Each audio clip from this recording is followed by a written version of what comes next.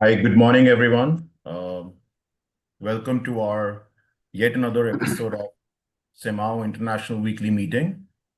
Today, we are featuring a very important discussion, the diabetes, the obesity. I think we all have questions. So we have an expert today, the diabetes, obesity in Asia and Oceania, endocrine challenges and solutions.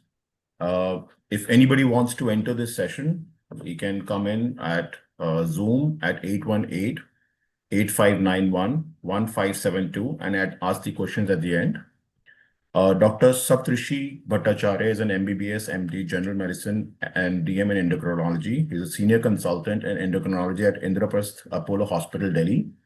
He's highly regarded specialist with expertise in managing diabetes, thyroid disorder, PCOC, PCOS, obesity, and various endocrinology imbalances.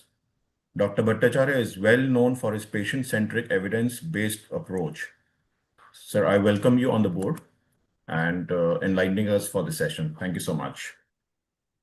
Thank you, Saurav, for the introduction, and a very good morning to all of you who have joined. It's a pleasure to connect with all of you on this very important topic. And without much delay, so we will be discussing diabetes, obesity, syndemic, especially in Asia Oceania context, and there will be some aspects which will be different, but there will be others which are very much similar. And so one challenge is that, as we are discussing right now, that the bulk of the population is in Asia and Asia Pacific region. So almost, even though it might occupy only one sixth of the world map geography wise, but 60-70% of the population are actually here. And if you look into diabetes numbers, in this population, they account for more than 50% of the diabetes in the world. So we are facing a huge challenge of diabetes, and as we are under, getting to understand more and more about it, we know that it's a majority of the type 2 diabetes which is occurring in India or Asia or in this part of the world is being driven by obesity. So obesity it might sometimes be visible. So it can come up in a BMI scale, and we might actually understand that, okay, this person is classifying the is in falling into the criteria of obesity, class 1 or class 2 or class 3. But there will be other situations, especially in Asian context, where the person might be apparently having a normal BMI but may have lots of hidden fat, or what we call abdominal obesity or visceral fat, might not show up in the BMI, but actually still this visceral fat, which is the primary driver of metabolic complications and cardiovascular disease, can cause a lot of complications, including diabetes, cardiovascular disease, kidney disease, hypertension, dyslipidemia. So this is a unique challenge which is partly apparent. The numbers are not looking good, so it's going up more and more.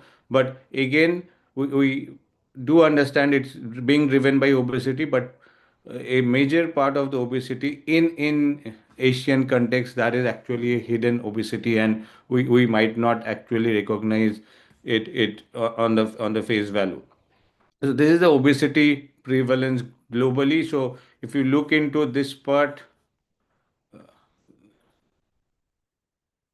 if you look into this part of like Asia, China, and rest of South Asia, and even in the Middle East, so the numbers are, so it's comparatively in the greener area. So if you look into the BMI category, so if WHO will be doing an assessment, they will be doing it according to BMI. But we understand that BMI, as we are discussing, it has some limitations because it will not measure abdominal obesity or visceral obesity, which is the primary driver of all these complications. And what we know also, that the obesity rates are rising world over, both in men and in women.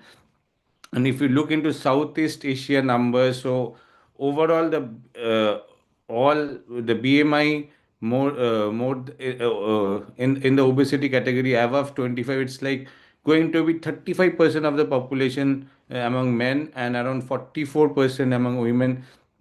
They're going to be in the obese category by 2030. Already we are like 20% and 39%. These are numbers from Southeast Asia region in 2010, 2015, and 2030. So we see the numbers are actually both the percentage, and since the population density is very, very high, also the absolute numbers both are going up tremendously, and that is something which is going to cause a huge amount of not only medical burden is going to go up, but also the overall burden to the economy, the society, the country, everything is going to go up. So even if you look into the Western Pacific region, so it's projected to go up to 51% and among men and 37% among women. And our BMI categories, as we are discussing, so we are predisposed to complications at a lower BMI. So our BMI threshold is different. So uh, in Asia, the obesity is classified in a different way. So 23 to 25 BMI is overweight, and more than 25 is actually obesity. And that has a very, very sound logic, because what we see in Asian context is that if a Caucasian develops a certain set of cardiovascular complication at a particular BMI, say at a BMI of 30, the Asians will have similar complication rates even at a BMI of 25. And again, the answer remains in the excess adiposity, excess visceral fat. And so what we are trying to reinforce again and again, that our adipose tissue, and even though it might not be that much of subcutaneous adipose tissue, so that it actually makes us look having excess weight, but since the visceral adipose tissue is very high, we are facing a lot of complications. So diabetes around the world, so we are talking about obesity, now we are shifting to diabetes. So this is the overall diabetes prevalence in as per the International Diabetes Federation figures. So if you look into the current numbers, it's like 588 million, and it's supposed to increase. So this is the continent wise breakup. So Southeast Asia, it's like 106 million. You can see that almost one fourth of the diabetes is in Southeast Asia. Another 215 million is in Western Pacific. So together, this is almost more than 50% of the diabetes burden of the world. So you can see the challenges we are facing. So even though the geographically we are limited, but overall it's a huge, huge challenge, both in numbers of density, both in numbers of prevalence. So and this is also showing up in, say, gestational diabetes. So one in five live births are actually being affected by gestational diabetes mellitus. If we look into like one in eight adults have impaired glucose tolerance test. Even we know that pre-diabetes we is a condition which is like an intermediate state, but it might not be that benign a condition, because also we tend to have cardiovascular as well as some microvascular complication even at the stage of pre-diabetes. So these are numbers which are alarming, and we really, really need to not only have individual pathways to move ahead, to bend the curve, but also we need a larger approach from the society, from the country, from the overall approach to lifestyle should change. And these are diabetes in Southeast Asia numbers. So these are just more of the details which we are discussing. But again, so very, very alarming. And it's actually estimated to go up by almost 73%, to double up to almost 190 million in 2050. So the numbers are already high, and they're projected to go up even higher in the coming years. Similarly, the numbers are like 215 million in Western Pacific, but again, it's projected to go up to almost 253 million, and so huge numbers we are facing.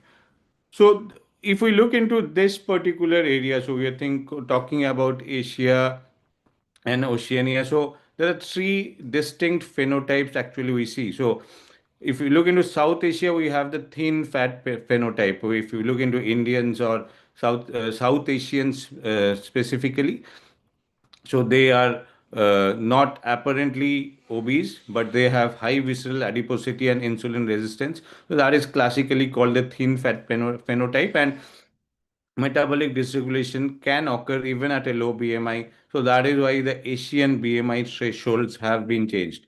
Now, if we look into East Asia, so their defect is slightly different. So we tend to have more of beta cell dysfunction, secretory failure, so not just so much of insulin resistance. So that is something which is slightly different. So, and if we look into, say, Australia or Oceania, so we have the typical Caucasian phenotype, so where there will be excess of adiposity, both subcutaneous as well as visceral, more maybe of subcutaneous. And even though with a high BMI, they might be doing quite well because the muscular the contribution of lean mass or muscles to the BMI will be quite high, and they will be hyper adipose, so their primary defect will be insulin resistance. So there it's a variable group of population if you look into Asia and Oceania combined together. So, and depending on the phenotype, we might have to change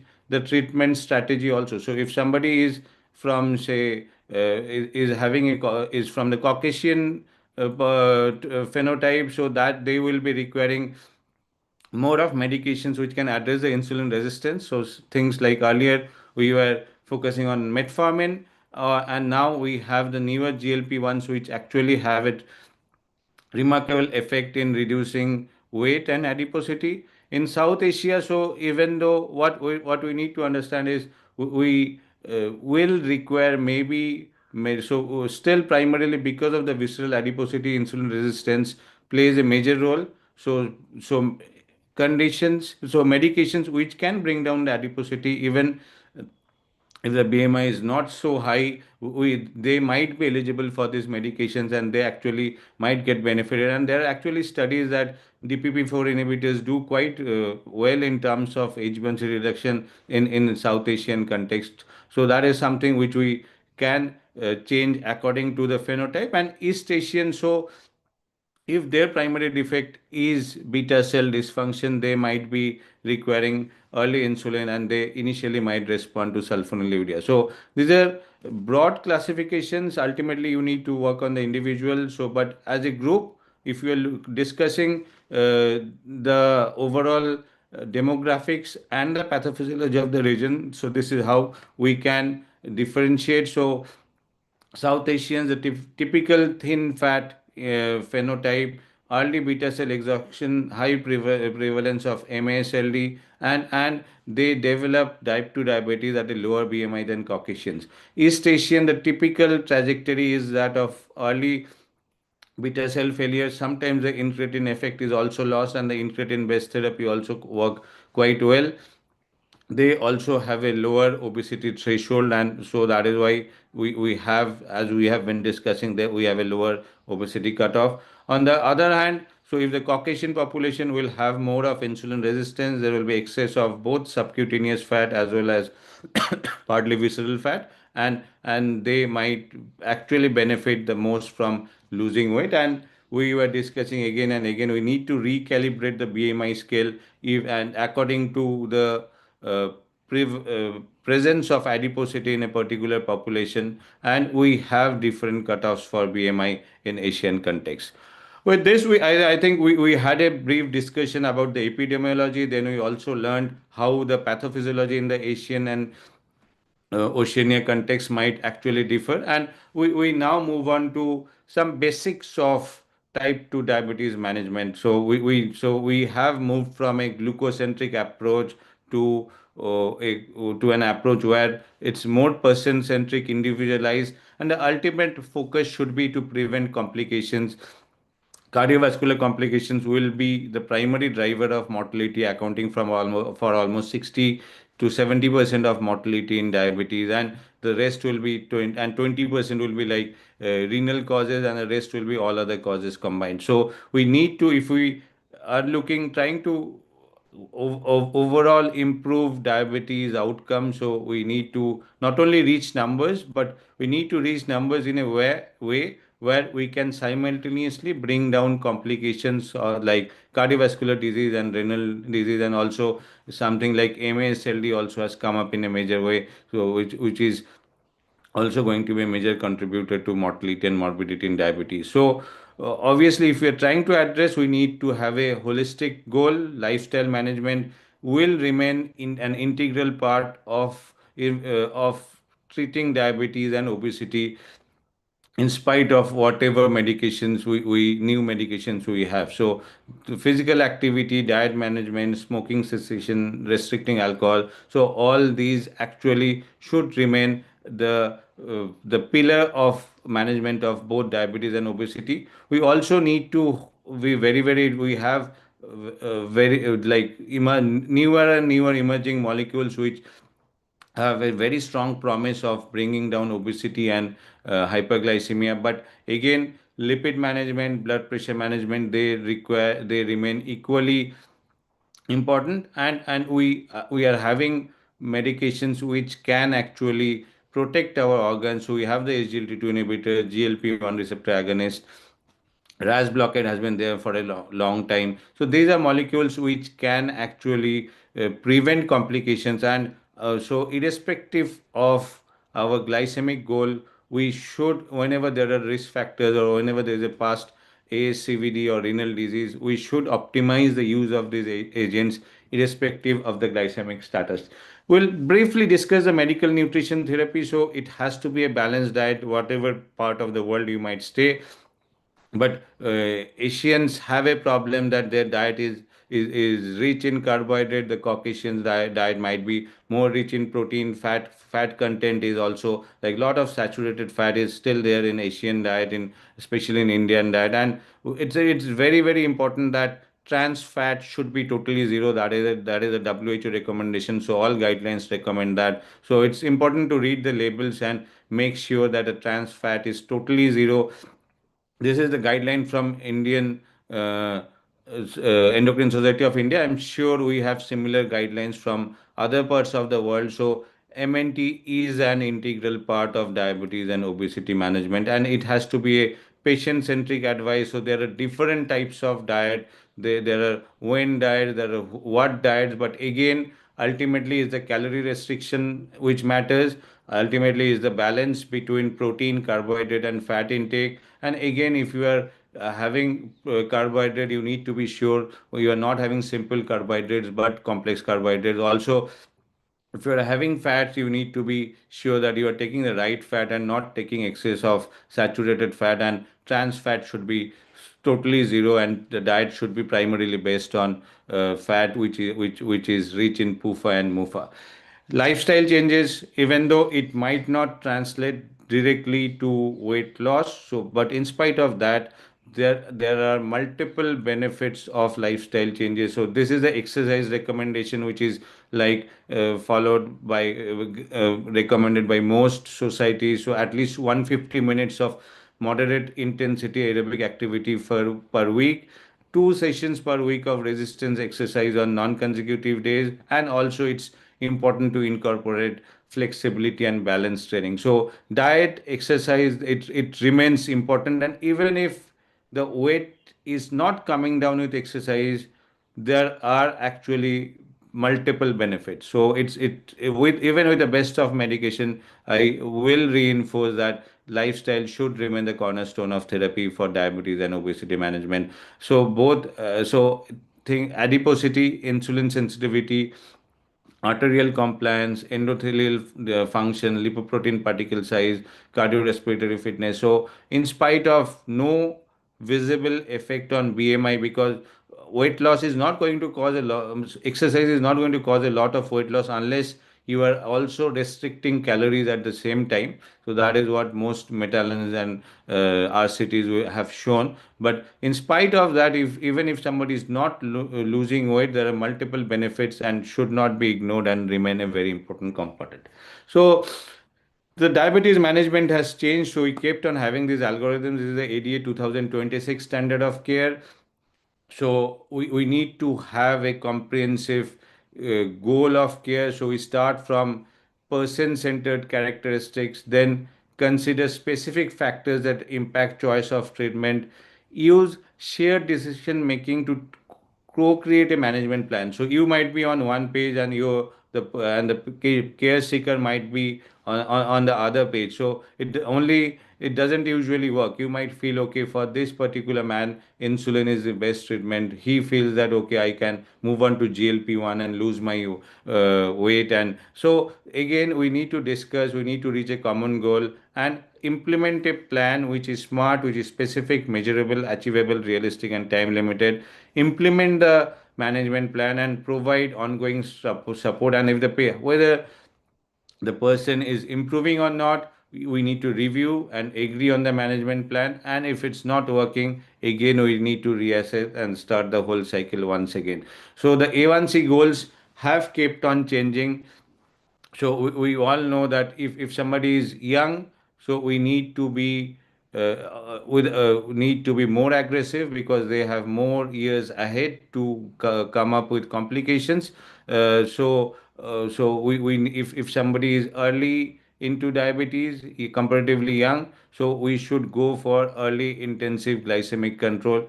If somebody is elderly, multiple comorbidities, very higher risk of hypoglycemia, so we need to maybe bring down the HbA1c target to 7.5 or 8%. So this is something which we need to keep in mind. So HbA1c goal. So HbA1c still remains important because HbA1c can actually translate to lowering HbA1c can actually, we have seen from UKPDS, which was a study which was published, which was done like 2-3 decades ago, and say we recent even EASD last year this was presented that even after 40 years of the UKPDS study, 44 years of UKPDS study, the people who had gone into the early intensive glycemic control arm, still their microvascular and macrovascular benefits persisted. And even though the trial has been discontinued for almost 30-35 years, but people who went into early intensive glycemic control arm, and at that time we didn't have agents like GLP-1 or SGLT2 inhibitors. So they were doing this trial with sulfonylureas like chlorpropamide and glibenclamide and metformin and insulin like NPH and regular insulin. So in spite of those agents, if we reached that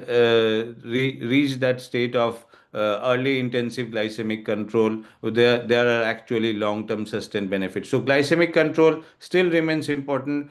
On the other hand, we had the trials like Accord and Advance, which some of them actually showed, like Accord showed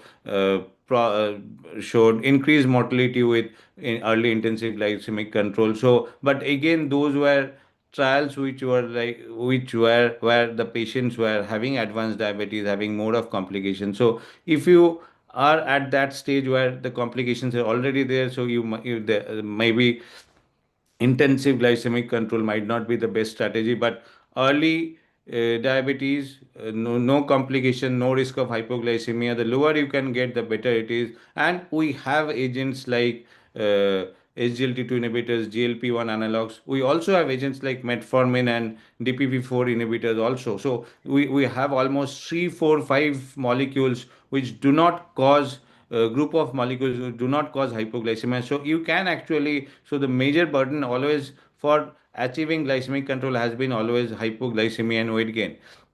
So, but we can actually do it by newer agents without causing hypoglycemia, without causing weight gain. So the lower the HbA1c, the risk is linear, and we have seen that people who have say overweight or obesity and having pre-diabetes and they're getting GLP-1 analogs and they're going into normoglycemic range, and definitely that will have a long-term benefit in terms of severe risk reduction and reduction in other complications. So we have so for a very long time, if we look again, go ahead again into the ADA 2026 standard of care. So for a very long time, metformin had been the cornerstone of therapy as the first line agent, but the recent guidelines say, so irrespective of glycemic status, irrespective of whether you are using metformin or not, if somebody has cardiovascular and kidney risk problems, you need to use agents like GLP-1 or SGLT2 inhibitors,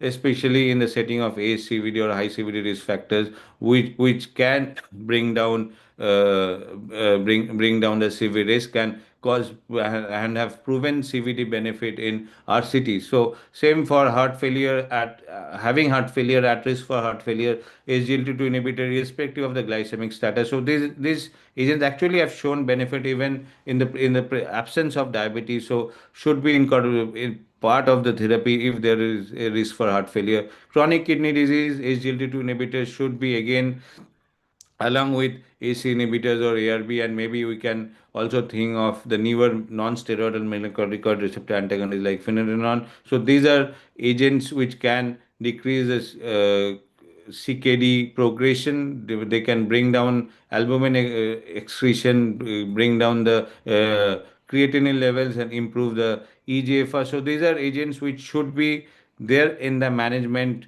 pathway irrespective of glycemic status. So if we are talking about management, be it in Asia, be it in Oceania, be it in Australia, we need to have agents where we can give our patients the benefit of the or the advantages of the CV protection and kidney protection these newer agents offer.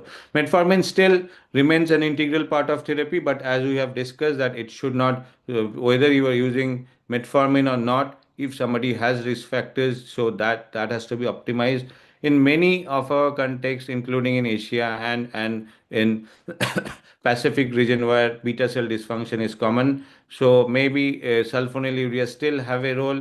DPP-4 inhibitors, so they have the advantage of being a very, the HbA1c reduction is modest, like 0.6 or 0.7%, but they are one of the most well tolerated therapy. They are more or less CV neutral, apart from saxaglitazone, which had shown some increased risk of hospitalization due to heart failure. So other than that, they have their primary advantage, very well tolerated, minimal side effects. So that is something which is important because people do struggle with adverse effects sometimes. So sorry, this is a agent which can actually bring down the severe risk, bring down the hyperglycemia, but does not offer benefits like we see with an SGLT2 inhibitor. So we have multiple trials of SGLT2 inhibitor where with empagliflozin, dapagliflozin, canagliflozin.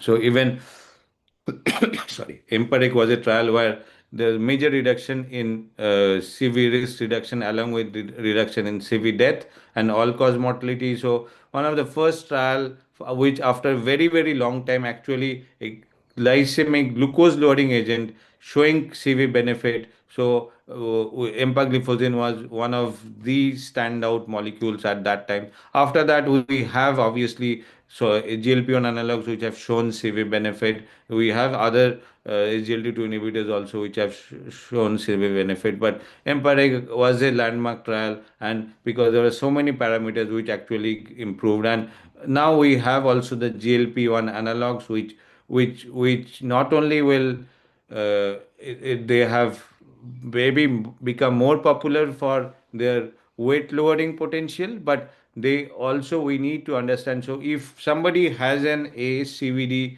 if you are using a GLP-1 analog like liraglutide or dulaglutide or semaglutide, which has proven CV benefit, it's not CV safety, they have CV benefit. They bring down the 3-point MACE in our cities. So this should be part of the treatment irrespective of the glycemic status. Even we have in obesity also we have a dedicated CV outcome trial with semaglutide irrespective. So these were people who didn't have diabetes. In spite of that, they had ASCVD, they had obesity, and semaglutide was given. Compared to a placebo, there was actually CV protection. So these are molecules which are remarkable. And since we are discussing that the visceral adiposity is the primary driver of cardiometabolic risk. So we need to integrate our diabetes management with with weight management. So we have molecules like GLP-1 analogs, and they are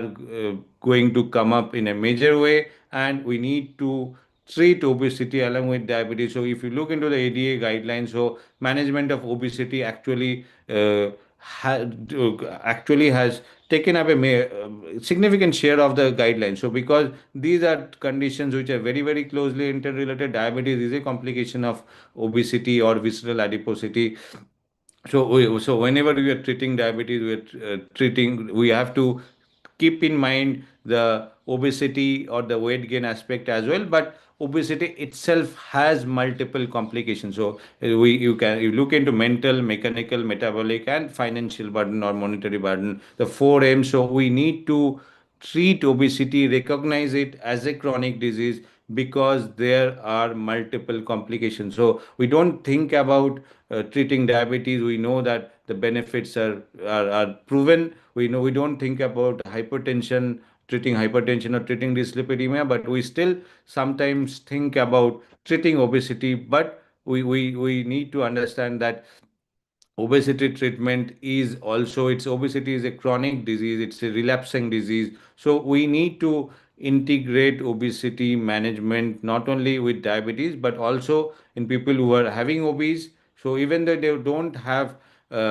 obese diabetes today or severe complications today, they are at very, very high risk, and we need to overcome these barriers. So there are multiple barriers, like the patients are unaware. So we also are sometimes reluctant to start treatment. There are obesity bias, there are fears of adverse effect, the cost still remains a challenge in major part. So lack of efficacy used to be a major constraint maybe 5 6 years back, but we have the newer agents which actually have changed that. So we have very, very efficacious molecules which can bring down weight, and adherence and compliance remains a major challenge. So these were the earlier molecules which were FDA approved. We have tirzepatide also on top of that, and we also have oral semaglutide coming up at a 25 mg dose, which has been approved by FDA. But if you look into the first four, their efficacy was actually like say 5% to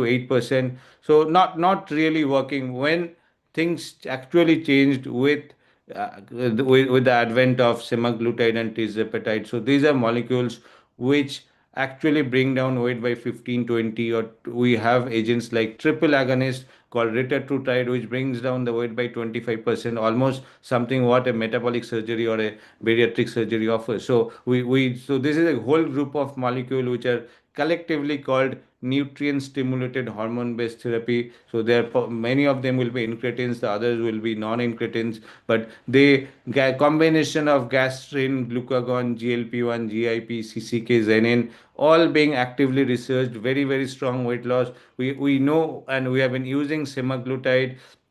So these are the step trials. The weight loss is in the range of 15 to 18%, as you can see in the several step trials for weight management. Even in diabetes management, maybe the weight loss is slightly less as compared to weight management. The weight comes down by almost 18.2% with even after 68 weeks of therapy. So and also there are effects beyond weight loss. Obviously, we know that the glucose metabolism is going to get benefited, the CV risk factors, the dyslipidemia goes down, the markers of inflammation like C-reactive protein that goes down, and you get multiple benefits related to weight related outcome, be it obstructive sleep apnea. In younger females, we see remarkable improvement in PCOS and fertility. We also see improvement in say urinary incontinence. We have trials to suggest that semaglutide has a benefit in terms of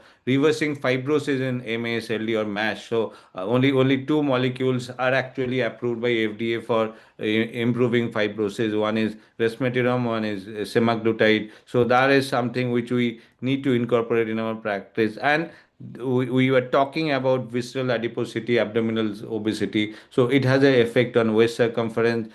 So this has been the topic of debate that whether it's only the fat we are gaining and how much muscle mass we are gaining. So if you look into the ratio of the of adipose tissue loss versus lean mass loss, it's roughly 30% or 25% lean mass loss will be there, but that will occur with uh, any program, which may be a dietary program or bariatric surgery or other medicines. So there will be some amount of lean muscle mass. The ratio gets preserved or better, the lean mass and adipose tissue ratio.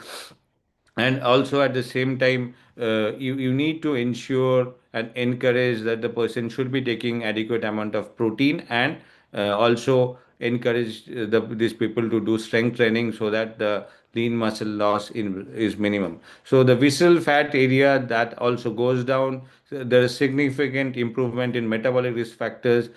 So GI side effects will be are the primary challenge for this group of therapy. All can occur in like 30 to 40%. Usually settles down as we keep on treating them. The side effects tend to settle down. That is why we start at a lower dose and gradually build up the dose for these molecules.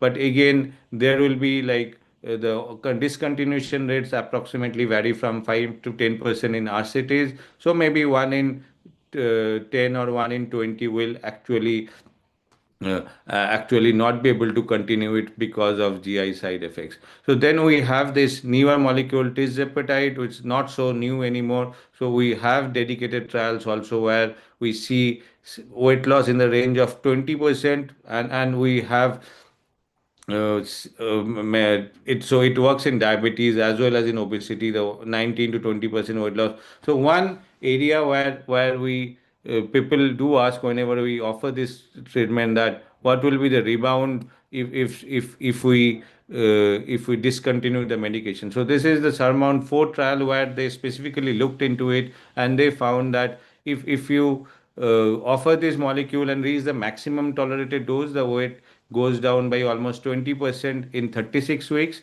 Then what they did, they continued this molecule in for another 52 weeks in one arm. In the other arm, they discontinued the molecule and gave a placebo. So the placebo arm gained back almost 10% of weight. So if somebody is starting at 100 kg of weight, so at the end of 36 weeks, he or she is likely to come down to almost 80 kgs. And if you stop the molecule, most probably they will go up to 90 kgs, but still there will be a deficit of 10 kg at the end of say 1.5 years or more. But again, if they continue to keep on taking tirzepatide, the weight actually goes down to almost 75 kg. So these are remarkable figures. We never had this type of benefits, and there are a whole lot of molecule. And if you look into retatrutide, and there are other triple agonists also coming up. So the weight loss average, this is average weight loss. So this is the mean weight loss in the trial. So that is like 25% weight loss, never seen earlier with in any other molecules. So again, moving back to basics of management. So we if we look into diabetes, so we need to ensure the A, B, C, D, E, and also we add O somewhere where they have weight also, the obesity component remains very very important. So we need to assess the CV risk. Think of aspirin, control blood pressure, control cholesterol, lifestyle changes including cigarettes, diet and weight and obesity. It's very very important. Glycemic control and exercise. But all individuals are different. All countries are different. So we need to keep in mind our available resources, the what our phenotypes, our genotypes, our social patterns, our preferences, and plan and treatment for an individual. But also keep in mind the overall regional aspect, the global aspect, the national aspects, and try to create an ambience of social awareness related to diabetes and obesity, so that we can offer the best of these newer molecules. But also at the same time, we ensure that people are more and more aware and they pick up the right choices, so that the need for these molecules actually go down. So thank you once again for joining today. I now hand it over back to Saurav. Thank you, Saurav, and thank you everyone. Thank you, sir. very insightful information about, I think, the topic which everybody wants to know. We have Dr. Chong here, who is the chairman for CMAAO. We have Dr. Anil Kakri, who's the president of CMAAO. And we have everyone else from all part of the world. So let's start the question answers round. Dr. Thank Chong? you, Saurabh, and thank you, Dr. Bhattacharya, for your wonderful talk. It's a good summary of what we've all been looking at recently. The GLP drugs, very, very impressive. I noticed that recently there was some talk about eye complications in the GLP drugs. Do you have any comments on that?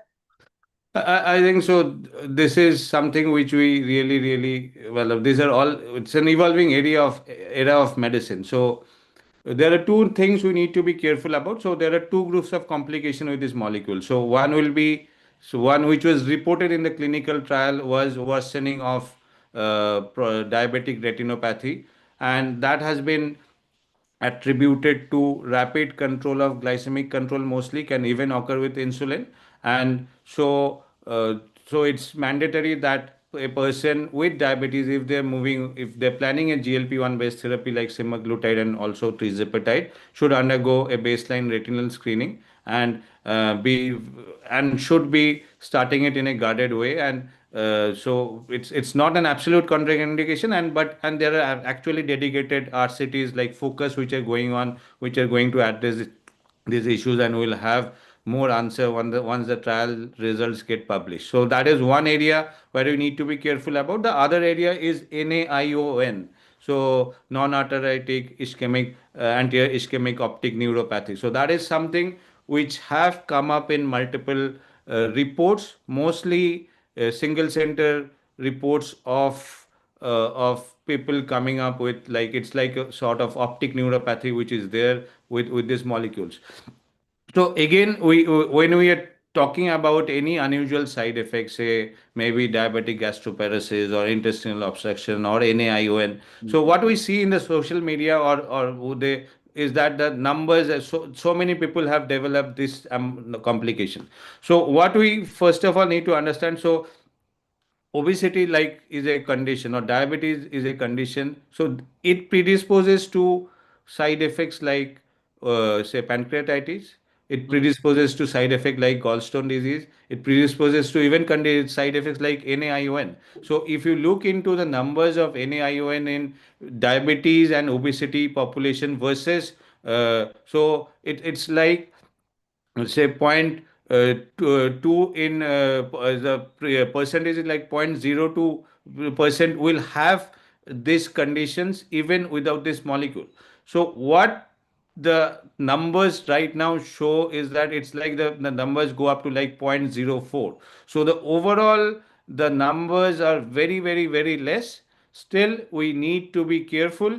So we do not have a RCT data where this has been proven. So this has come up, but again, like pancreatitis, like gallstone, NAION is a condition which is also more common in diabetes and obesity. So whether it's the molecule itself or is the predisposing condition which is leading to it, we still don't have an answer. So, but I think the bottom line remains that we need to be careful, we need to be watchful, and if somebody is having risk factors, so maybe again, a retina screening is not going to give an assurance, okay, you won't have NAION.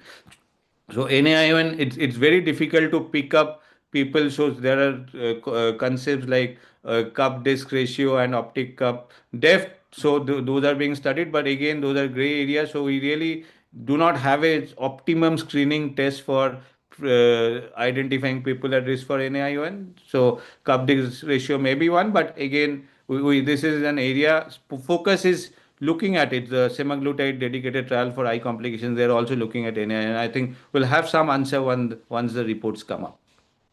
Thank you, Dr. Bhattacharya.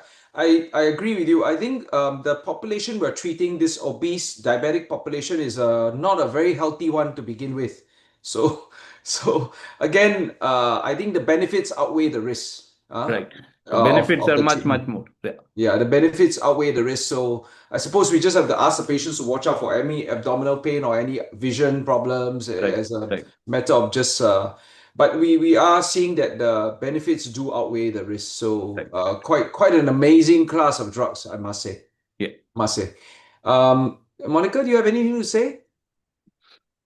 Yes, thank you, Dr. Bhattacharya. That was a fantastic presentation. I think it's always relevant to the population that you're speaking to right now.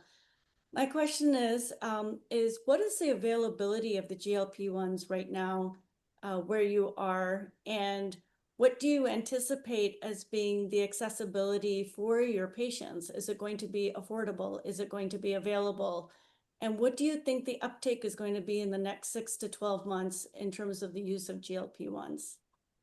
Thank you, Dr. Monica. Very, very important question. And so India was late to catch the bus. So it has been semaglutide had been there in US for I think in 2017, 18, and then it later got approved for obesity as well. Tirzepatide has been there for last 3 years or 4 years in US.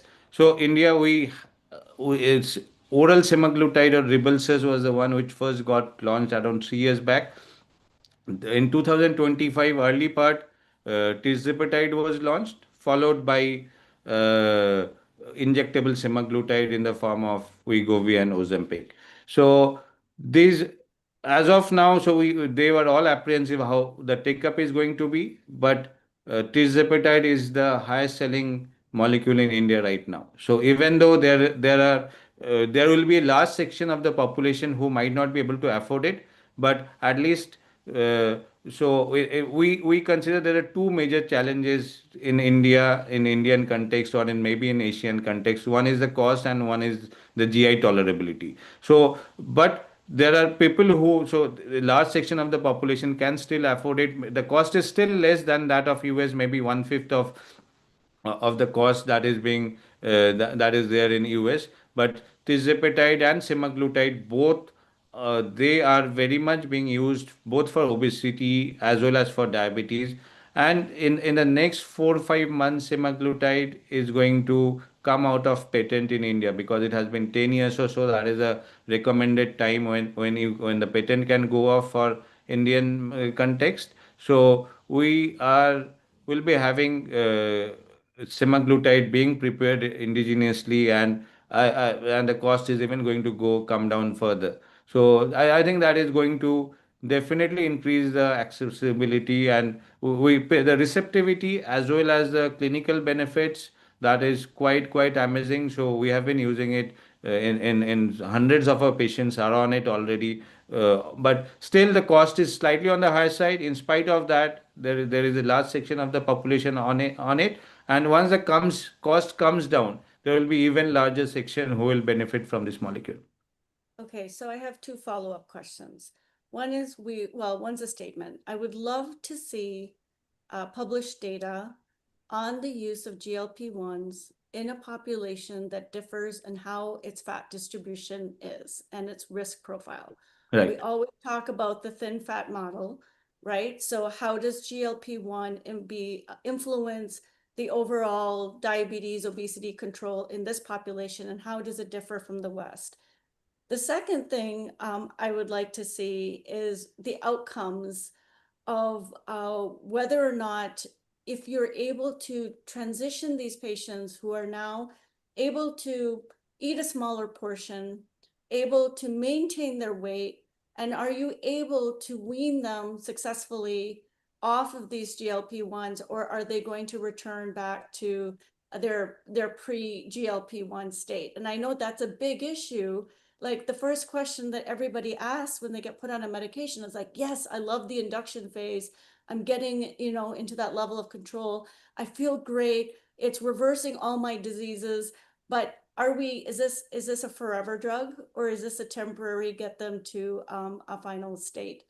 So I would love to see how these medications work in our population and how it's different from the West. I mean, obviously we see every single person here on it, but they have a different profile for the reason they start. They have to have a BMI of 27. They have to have a comorbid condition. They have to have sleep apnea. They have to have asthma. They have to have something else that's going on.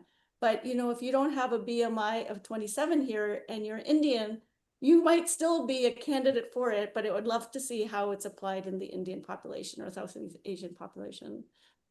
So I think both are very, very valid questions. So first I will take your first question. So I think that requires a study, but if most of these trials had an Indian numbers were there. So maybe not very high. If you look into STEP or some amount or of both tirzepatide and semaglutide, so there were Indian data, and both of them did subgroups of like body composition and some of the Indian body composition data. So I'm not aware that those are markedly different, but totally agreed that this is an area where we need to focus our research on, have a baseline body composition, and how the body composition is going to differ with these newer agents, which brings down which is bringing down the fat primarily, but also has an effect on lean mass. So since it's a thin fat obesity, so whether that pattern differs or not, an important area of research which I think we should focus on this. And I think over the next 2 3 years, because it's only the first year which is where we have been having this molecule, but I'm sure we'll have more data as we keep on using it and keep on researching it. Related to the next question, so I think the $1 million question is you have raised that how to what to do with GLP-1 when you have achieved, yeah, as you see again in achieved a mark or achieved a goal, what the person who have been taking it considers is okay for him or her. But again, there are two ways of answering it. If you are a believer that obesity is a chronic relapsing disease and has to be treated like diabetes and dyslipidemia and hypertension, so you can continue at the maximum tolerated dose or the maximum dose or at the minimum dose where the patient is able to maintain it.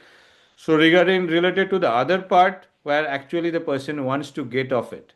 It's everything is being tried. You also know, I also know. So people have tried micro dosing, people have tried alternate week dosing. So we have trials coming up like tirzepatide followed by orforglipron. So whether a oral maintenance therapy will be able to do it. So I think there is a trial which is coming up with orlistat, whether though the mechanism is totally different, whether it will be able to do it or not. So I think this is a gray area. This is an evolving area where we don't have a evidence-based answer, because people are just entering those phases where they are planning to get off because okay, they started at a BMI of 32, now their BMI is 25, and most of the complications are settled and they are not very keen on spending so much. So individual choices have to be kept into consideration, and I think each and every case will be different, and we'll have to balance the uh, risks, benefits, morbidity profile, whether the person is having diabetes or not, other complications. If we give a trial of weight discontinuing, what is the rebound, whether the person is ready to go back on it, whether weight cycling has a challenge or not, is a challenge or not, that also we don't know. So that is something we have more and more papers related to weight cycling coming up, whether it's waxing and waning of the weight, does it have a long term negative impact, do we lose more muscle loss? So these are all gray areas which you will also see, I will also see, and hopefully we'll have a definite answer over the next 5 10 years. Thank you, Dr. Bhattacharya. There's a question in the Q&A in the chat group. It says, can Monjaro and SGLT2 be combined in diabetes? I believe so. It can be. Can you answer Yeah, that? definitely. There are trials also. So most of the semaglutide or tirzepatide trials which were done on the diabetes population, there were like 20 30% people were already taking SGLT2 inhibitors. We have even semaglutide trial on heart failure where even a larger number of people are already on SGLT2 inhibitors. So that is not a so it's so if they are covering two different aspects, pathophysiologies of diabetes. So I don't think there is any problem with that. The benefits are only going to be still persist. Whether it's additive or not, it's not very sure, but or whether it's synergistic or not, it's not very sure. But whatever medication which can bring down complication, we need to consider for our patients with diabetes and related complications. Thank you, Dr. Bhattacharya. In Singapore, I think semaglutide was registered in 2021, so we've experience of quite a couple of years now, and some of the patients have actually stopped semaglutide. But I find that basically for my own practice is that they have to change their lifestyle. If they continue with their same old lifestyle, good luck. Yeah. So it has to be incorporated. So we if it shows the average trial both with semaglutide and tirzepatide discontinuation, though it's a 50% weight loss, weight gain back, which is seen. So, but Yeah. again, whether ensuring dietary compliance and reinforcing lifestyle Yeah. changes, we can maintain that. So still there will be some amount of weight loss, whether it can be less with this. Again, there will be personal variation, and people do not follow lifestyle, so that is why we need all this. Having said that, that is the best form of therapy, but we know the limitations. Yeah, and you're right. They all start doing all kinds of funny dosing regimens after they decide to stop the medicine. They are doing some sort of alternate day microdosing. God knows. They'll all go figure out themselves. Yeah. But thank you very much. I think Thank it's you. been a very helpful discussion today. And these drugs are really have been quite a revolution in terms of treating obesity, which has been a huge problem globally, and diabetes as well, linked to obesity. Our population here is 11% diabetic rate. So one in five at 30, and one is in three at 60. So first world problems, I guess, and sometimes also not only first world problems. Thank you very much for Thank you. your Thank you. most Thank you. kind presentation. And if there, there's a question from Prof. Ashraf. Prof. Ashraf? Thank you very much. It is an excellent talk indeed. Extremely grateful. My question is very simple, that if you find some complications, whether the treatment should be stopped or one can continue with the treatment and at the same time to address the complications of the treatment. Thank you.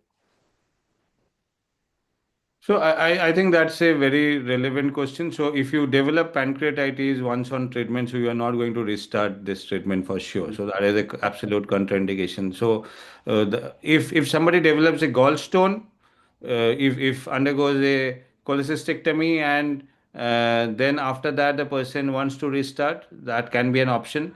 NAION, if somebody has developed, again, you are not going to restart because that is a permanent, irreversible condition. Not you can't follow it up.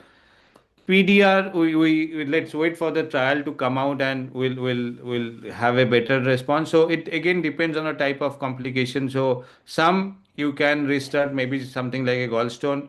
GI side effects. So it's sometimes it's not tolerable for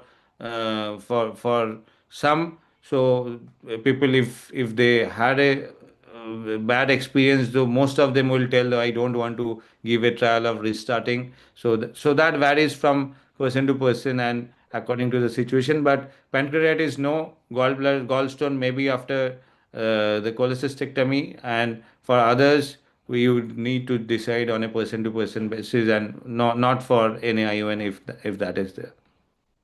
Oh, Dr. Thank you. Bhattacharya, thank you, Dr. Prof. Ashraf, for your question. Dr. Bhattacharya, there's a question on combination of Monjaro and semaglutide.